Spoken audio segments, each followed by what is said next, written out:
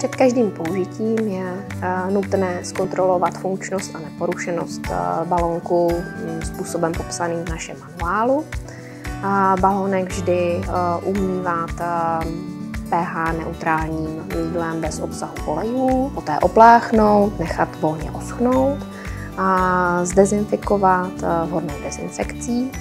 Případně je možné balónek vyvařit po dobu 5 minut a stejně tak nechat volně oschnout a po použití uložit do taštičky.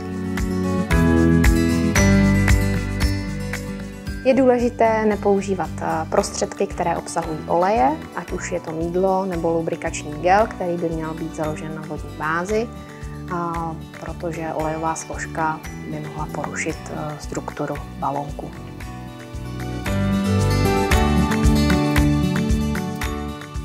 S ventilkem manipulovat vždy lehce, nepřetáčet jej a neutahovat.